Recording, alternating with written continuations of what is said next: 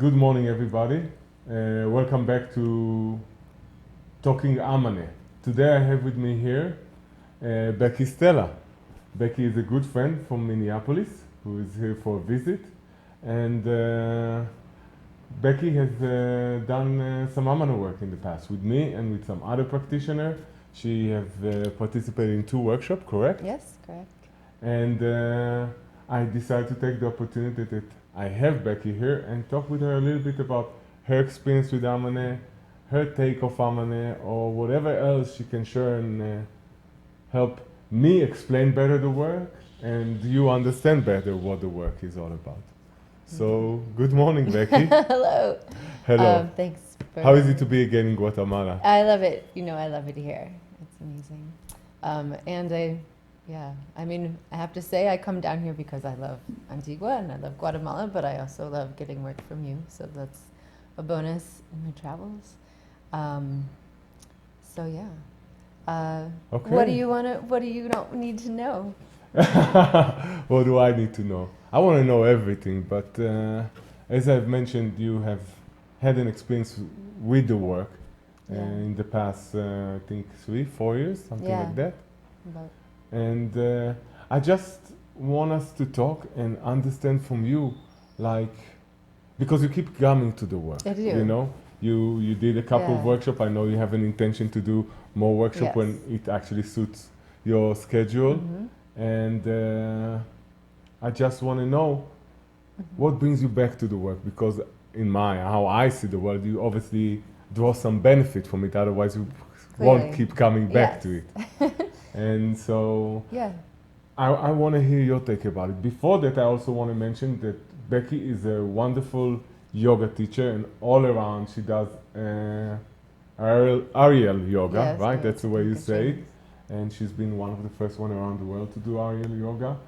So that means that she's very much in her body, but we'll hear from her more about what but is her... But I still need help, I mean, it's very different than a yoga practice, although I would say that if you do already practice yoga or do some sort of, something where you need to, some sort of practice where you are practicing the skill of being present and being with sensations in your body and being with the emotions you're experiencing, instead of shutting down from them or running away from them. That definitely helps to do a little prep work before you would jump into an Amanae session. Okay. Not that you'd have to, but I think with my disposition, so I'm from the Midwest in the U.S. and the culture there is one of just put on your boots and go, just do it, just don't complain, shut up. Yes, winter is cold and things are hard, and we almost take pride in how difficult things are sometimes because you just have to. And so I think that there's a lot of emotional stuffing or just a neglect that occurs. And Midwesterners are famous for I'm from Minnesota, so Minnesota nice. It's like not really saying what you really think, but just kind of keeping it together and smiling and keeping it nice. Keeping it nice, because why not? Yeah. Things are already hard enough in the world. Why be real about it, right? So that's fine and good, but it doesn't actually make for the healthiest emotional state sometimes. I basically have found myself realize at some point that I stuff a lot of things. I ignore a lot of things in my life, emotionally. So even with yoga, it's brought me to a more present and compassionate place, a place where I can, I'm not afraid to see what the truth is around me and then go deal with it. But like anything, you start to figure out how your brain works, and then your brain starts to build these like walls. How do I say that? Your brain starts to outsmart you. Whenever you do something healthy, your brain will say like, well, maybe, okay, it finds a way for you to get like lazy again, I guess, to make things to be easy. comfortable. To be really comfortable, yeah, instead of always, exploring that edge of growth. And so with Amanae, it's something that really truly pushes me like through that boundary. And I gotta be honest, I like hate, I don't hate, I love and I hate Amanae. It does such amazing things for me, and it clears so many things that I hold on to. And so then I can, go on with my life in a better, healthier, more compassionate way. But every time I know I need to do the work, I know I need to like make an appointment, and every time I'm like, oh, okay, yeah, because I know I'm gonna be forced to face some things I don't want to face emotionally, and like things will be brought up. And nobody likes to feel uncomfortable emotions, but once you can feel them and like let them go or express them, then it's fine. They're not so scary anymore. But it's just that initial like edging up to that thing. You talk about like forcing it. And like Amanae will force you, and I don't know. It doesn't force you. I understand. You totally I'm just choose, but so that's I want to get clear about it because we work with you, right? Yeah. And there's nothing you're doing to me. You're there to facilitate. Like, you kind of guide me and show me. I work with you, and your body guides you, and your body guides both of us to where it's going. Yeah. I'm just like, riding the flow together with you. And in a way, I'm there facilitating, holding space, and witnessing. You work with your body. And your body always leads us to where you need to go. There's no, at least from my experience, but like you will use the word force and it sort of triggered me. Oh, yeah. So the body leads us and we work with you. I'm not there to push you. Yeah, no, sorry. What I meant was I am I'm forcing myself to show up. That's so personally. I mean, what's weird about Amanae is everybody comes and you're gonna experience something different or deal with whatever you're bringing, right? Yeah. So whatever issue, whatever's blocking you, and for me, I have a problem showing up. I don't know how to describe that, but like I have a problem being authentic. I'm always, sort of putting up a wall, protecting myself, or putting on a little show to pretend I'm, I don't know, something I'm not. I'm fine, or I'm something I'm not. And I think this work has helped me stand in my own shoes and just drop all of those anything false and just present myself as I am. But yeah, to speak to there's no forcing. There's no. I will say though that it's from the person experiencing it.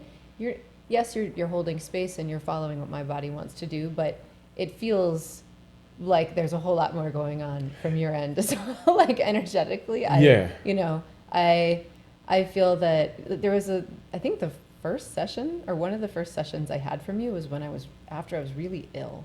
I'd gotten severe, I don't know if it was like salmonella, some kind of food poisoning. I was sick for days and I came here and I don't know, some really inexplicable things happened. And, but after I remember my body temperature raised up really, really high in the session and I actually kind of blacked out. And then afterwards though, I was better. It was like whatever had happened had like my body killed whatever it was like running around in it, causing trouble. So like all these other things happened too in the work that it is very hard to describe. Yeah, and I remember this session. I don't remember exactly what happened, but it sounds not too dissimilar from other things that happened sometimes in this session. I don't know if I can, I know that I can't many times explain and describe exactly what's there. Yeah. And I'm there working with the flow, but I'm also in a way, we are holding a very stable container that I think hold both you and myself in focus. Because I think in life, as you said, something comes and like, oh, I don't want to face it. I shove it aside. In the session, you are being witnessed, you are being sort of, the energy is holding you accountable to keep going towards it as far as you want. Yeah. But generally speaking, it's probably further than you usually Yes, go definitely. when you're not there.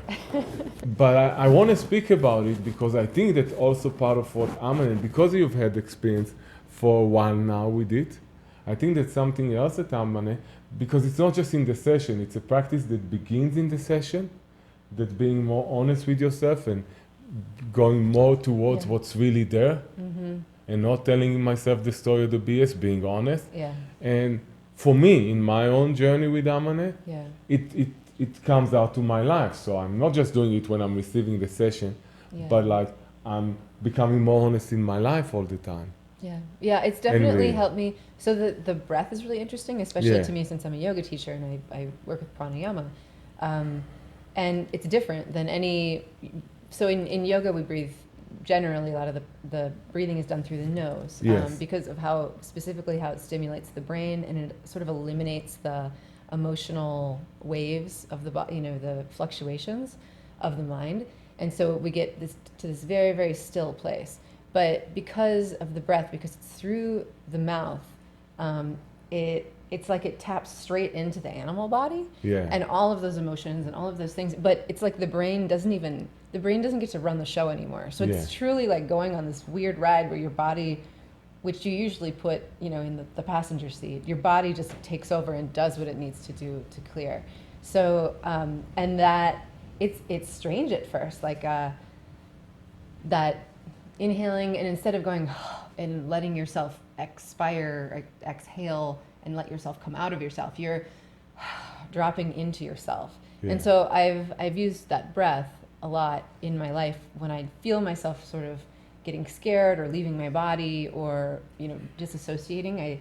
I can kind of just drop back in and feel and stay present and be more authentically me, like reacting to my life from a place of like a heart-centered place, rather than this is stereotypical to say, but like from my heart rather than from my fear or some story running in my brain. It's I like your description about the breath, and because the breath is so crucial here, and as you said, the breath in Amanae really brings you in here to the body, and that's sort of like the base of this work, and brings you to what is, and to stay with it for a while, and also like you let it flow through you. We're not trying to like settle and ease the emotional body. We're trying to go and meet it. Which in general in life, we're trying to tame it or like tame it, control it. And even when it's great, like we are so accustomed to tame our emotions. So even if I'm like too joyous or too much fun, hey, be quiet, mister. Like, you like it too much. And in Amanae, we like, nothing is too much actually, Feel it and be with it and see where it takes you. I think not only has the work changed how I interact with others, but I think it's helped others around me feel let me say this. It's helped others around me feel comfortable in starting to express. It's like this, people mirror each other, right? So if you're very closed off and we're having a conversation, well, then I'm going to start to be closed off. Like we're going to mimic each other. But what I've learned from Amanae and what I've experienced has just fundamentally changed who I am and how I interact with other people. But it's like it's taught me to be a better listener and a more compassionate, more present person for other people when they are talking to me about something difficult. So I've had many people since I started this work say, wow, I feel like I can just sort of say anything to you, and then they'll tell me all their deepest, darkest secrets because they're comfortable, and I feel like now I know how to hold that, especially if another person is sharing something that's really difficult or painful. I think in the past I would have kind of shrunk away from it. Like, I don't know how to deal with that, but I can step into it now, and I can like really be there for them. And just be present, and that's all they need is just someone to be present and listen. So anyway, it's interesting how it's like it's not exactly what like a practice is, but as as you bring it out into the world, you just have these little ripples of positivity. Because you said, because we do mirror and we do give permissions to others, and you said very correctly, this is I see. When I bring allowance to myself to be, other can be as well.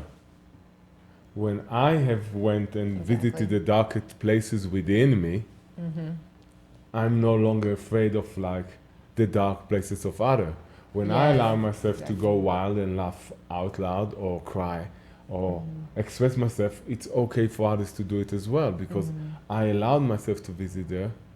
And then by, not even by being a practitioner, just by being out of the world, this encounter of me, of you, of those places within you, allows others to extend an invitation to them to join you there. Exactly. You know, I always say, like when we do a workshop or also in the conversation will go as deep as the bravest person in the circle or in here in the group will allow it to go. I go and I meet sometimes with friends, and you know, us men, we are men, you know. Sometimes we can talk for now. So how's the business? How's the business? And you know, but if I think probably, and that might be my judgment of myself, because my world is about Amanae and being real and intimate. I sort of like, I need to jump straight in and like what's really going on, but not with an expectation for them to open up. But if I open up, if I show up open, and I talk about wherever I am and being honest and vulnerable, whether it's great or less than great or really shitty, it creates an invitation for the whole conversation, for the whole relationship to go to a different place. Now that can bring me to another subject where I think that our society, many in the society don't like it and rather stay in the superficial. But I think we are also in a stage where life is calling all of us as people and as humanity to go deeper. And so I want to. Can I take control of this conversation? You can take control of the conversation. No. I think that like when I came into the work and I you know, basically I found out about it because I know someone who is a practitioner. You can say his name. His name is Jesse. Jesse Eustace. He's amazing. He now lives in Brazil and is a practitioner there. And I was lucky enough to have found him in Minneapolis when he lived there. And yeah, I mean, he was nervous about telling me about it because he didn't know. I mean, first of all, it's just hard to describe. And so, you know, that was kind of my thing. Is like, well, I'll try anything twice. That's my rule. Is like, try anything twice. And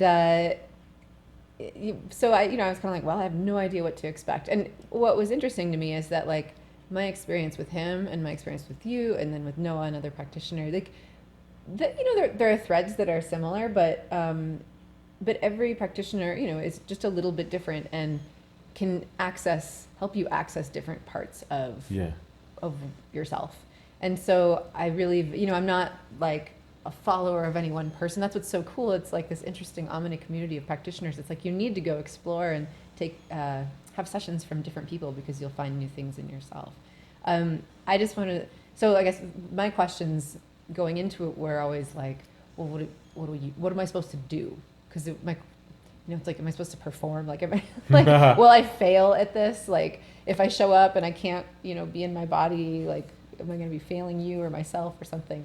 And so it was like almost important to me to know what I was supposed to be doing. Which actually gets in the way of the process. Like, you just want to not have any expectations when you go in. But I can say that, like, I think it's interesting, you know, sometimes I've been on the table and I've just been overwhelmed with emotion, but good emotion, and I'm crying and I'm happy and I'm reflecting on, you know, I'm tapping into emotions that are connected to certain relationships with people, you know, mother, father, whatever, sister. And then, you know, sometimes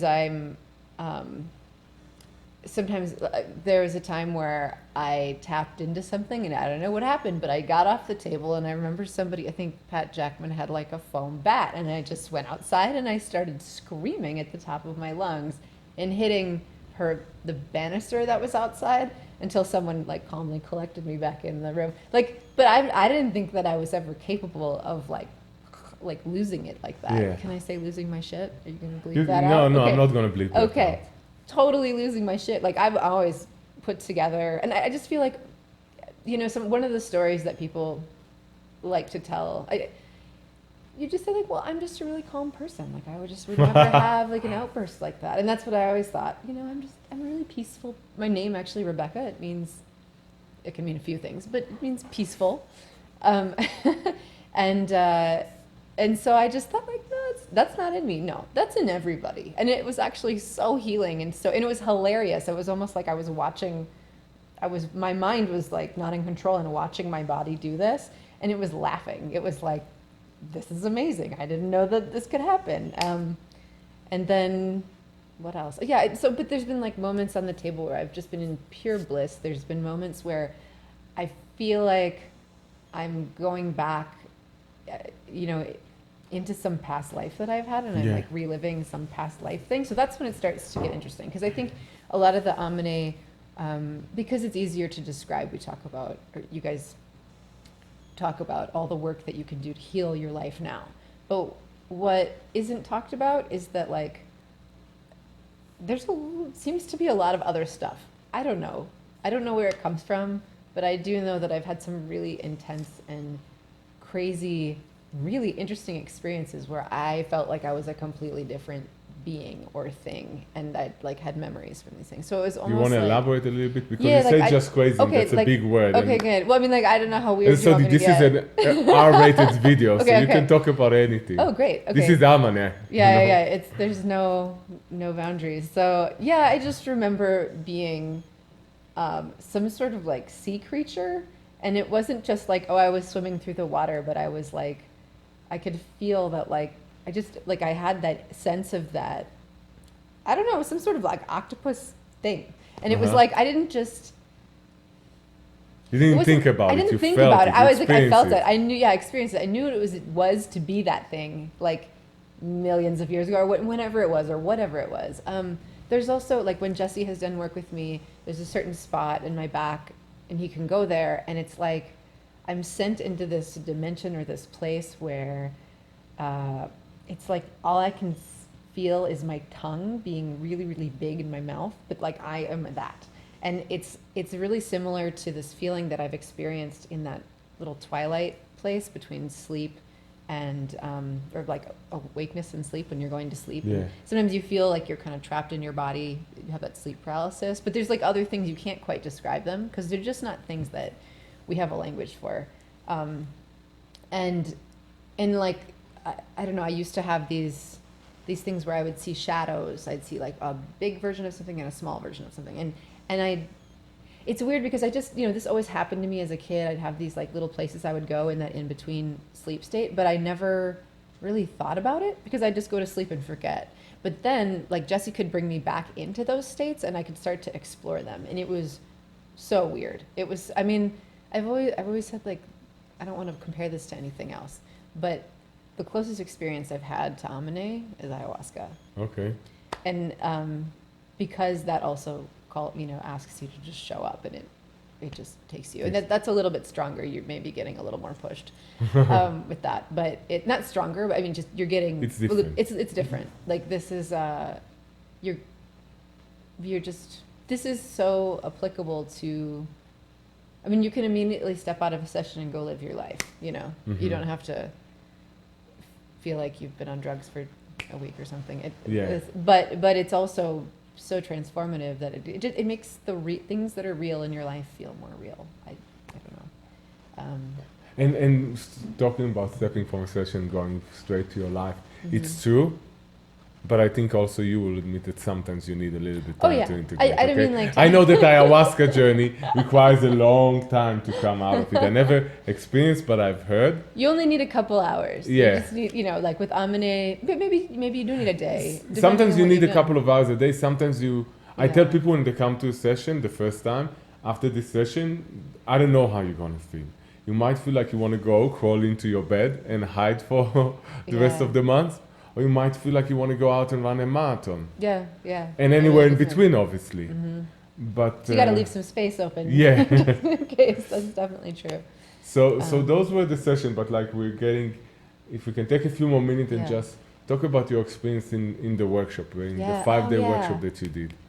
How was that good for you? And like, I love the workshops, and I will do whatever I can to be in them. And it takes a great deal. I'm writing it down. Yeah, because, I know. Remember you talked about the resistance earlier? Yeah, it takes a great deal of courage. Like all of this, it takes a great deal of courage to like show up for yourself and be in your heart. It really does. And of course, there's always like things at the last minute where you're like, oh, I can't do this, or it's like your mind finds a way to run away. Mine does. My mind finds a way to run away. No, many minds, not just yours. Yeah, okay. Including myself, I have to admit, So it's like you really got to just say, no, I'm committed to this, my growth, and do it. And your mind will make all sorts of, I don't make a lot of money, so I'm a yoga teacher. So this commitment is significant financially, but that's actually important, I think.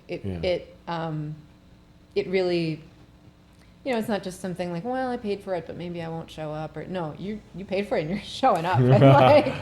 And so it's good, but it's also, I have never felt so cared for. I've never been in an experience where I was so completely, in both of the workshops that I did, I was so completely held and taken care of, yet I did have freedom to go and, have the space that I needed to, when I needed to. And, I have a severe gluten allergy, and like all my food needs are taken care of, which is cool. And there's always like, I just felt like all my needs were taken care of, which is really great. Sorry, where was I going to go? You can definitely. You can take a breath. Okay. You can take a breath. I know, I'm getting all excited. I'm taking one too, and then we'll continue. Okay. The thing is, now that I've done a workshop, I love the sessions, but like the session that we just did the other day, I don't know how long it was. It felt like it was 20 minutes. I'm pretty sure it was like 2 hours. But once you've been on the table for like an entire day doing the work, the amount of growth that you experience, the amount of change in yourself is mind-blowing.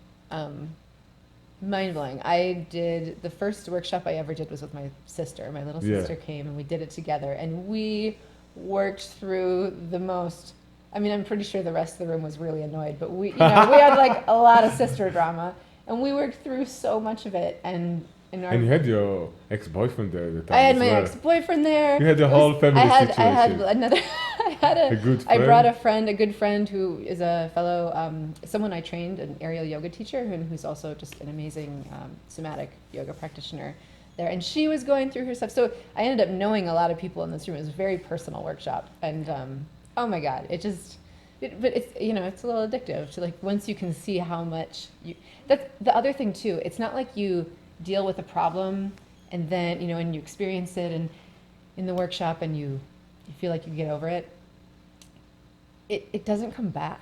Mm-hmm. It's not like you need to, it's not like chiropractic where like, oh, it's out of place again. Oh, we got to go back and pay. No, like once you deal with this stuff, it's done. It's like you're free of it. And it's so interesting because at some point in both of the workshops, at some point I felt like I freed up all these things that were, I was facing.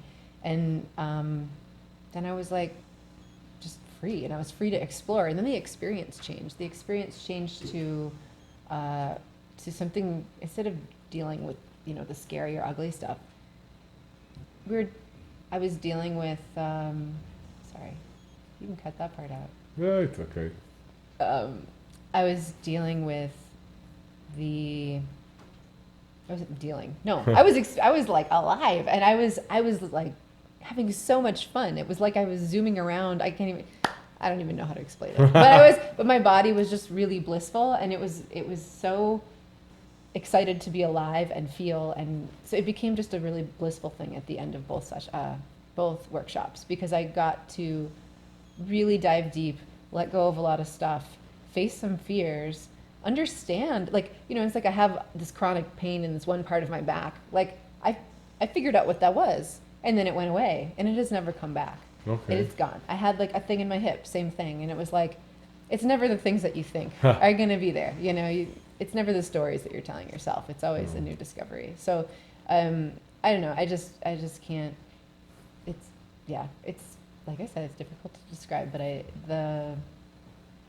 you never have to revisit. I mean, maybe you revisit some stuff, but like I've never really had to majorly revisit something. Yeah. Once it's clear, it's clear. And not only that, but I understand then how to not let that gunk build up in that part of my life, or in that relationship with that person, or in that, you know, maybe the work exposes some habit that I have, or pattern that I'm repeating in my life. And once light shines on it, I'm like, oh, no, done. Okay, that's over now. So yeah, each time I come to the work, I feel truly like a new person. Yeah. Okay. That's all. So. But I love it, and we're gonna go have a session this afternoon. Yeah, so. We're gonna go have a session shortly after we finish with this, and I think I just want to thank you for coming and sharing your take or your input or from your experience, because I've been practicing this work for 11 years now, and I personally still find many times, hard to find the exact work, because it's such experience, and it's so different. But what I'm trying to achieve through those conversations with you, and I think you did great here today, because by listening to you, I'm actually learning a new language around here, and because I don't always. Many times we don't sit after the session and analyze it and think about it, because that's not Amanae. Amanae is about having the experience to teach you, not necessarily understanding to analyzing it, because then we go back to the story. Putting the So, but to revisiting it right now with you and with others, I'm learning a lot, and I'm hoping that those who are watching can understand the real magnitude of this work. Yeah. And what you also mentioned, because each one of us brings something different to this work, you know. Yeah. We all have been trained to a certain standard, but then I bring my unique touch, my unique gift to Amon, and it keeps on changing as I'm changing. And Jesse has his, and Pat, and we can name others. Everybody has their unique signature, and even when I say that, it keeps changing as we change as humans, as practitioners. But I just thank you for sharing whatever you had to share. And I hope that you that are watching there have received and got something out of this video, because that's really why it's here. So. And I dare you all to try it if you haven't. If you have that personality, if you're an explorer, this is work for you. This is something to definitely explore. Here we are. Thank you, everybody. Thank you for filming it, and thank you. There's my two fairy girls, Hani and Santi, are around, and they kept pretty quiet and didn't move a lot through the movie. So I want to thank you for being so good. And until the next time, have a lovely day. Bye-bye.